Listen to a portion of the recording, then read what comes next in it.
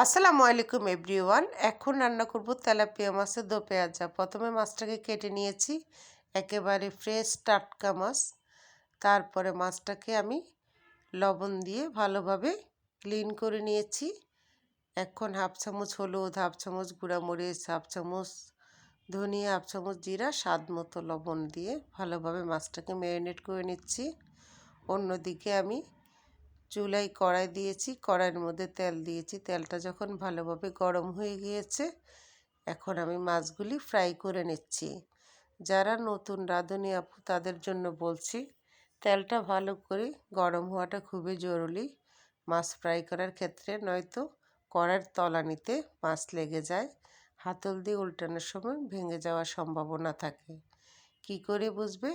ছোট্ট এক টুকরা পেঁয়াজ দিয়ে দিবে। পেঁয়াজটা যখন একদম কালো হয়ে যাবে, তখনই ভাববে যে তেলটা একদম মাছ ফ্রাই করার জন্য পারফেক্ট। আর আমাদের তো লাগেই না, কারণ ওই যে বলে না, চামচদার লোক খেলে ইশারা কাঁপি। তেলের উপরে যখন একটু ধোঁয়া ধোঁয়া বের হয়, তখনই বুঝতে পারি মাছ ফ্রাই করার জন্য এটা একদম পারফেক্টভাবে হিট হয়েছে।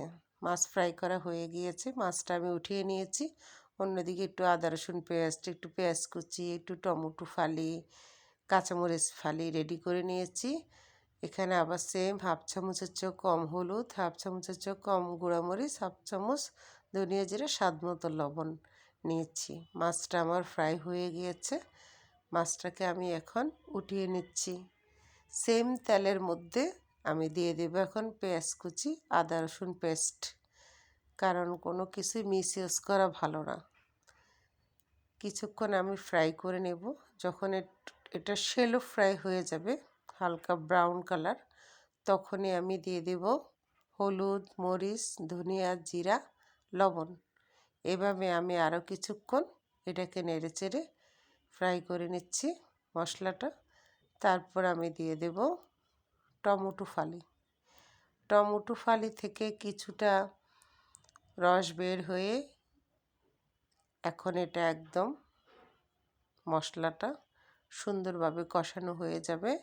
তারপরে আমি হালকা একটু পানি দিয়েছি, জাস্ট যেই বলের মধ্যে আমি মাছটাকে ম্যারিনেট করেছিলাম, সেই বলের মধ্যে অনেকগুলি মশলা লেগেছিল। ওই যে বললাম, কোনো কিছু মিসইউজ করা পছন্দ না। অন্যদিকে আমি কিছু ফ্রেশ ধনিয়া পাতা ভালোভাবে কেটে ক্লিন করে নিচ্ছি।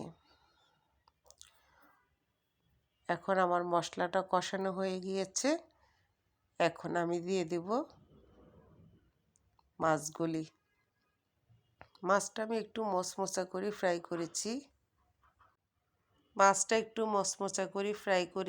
মচমচা করে একটু ফ্রাই করলে তেলাপিয়া মাছটা খেতে খুবই ভালো লাগে।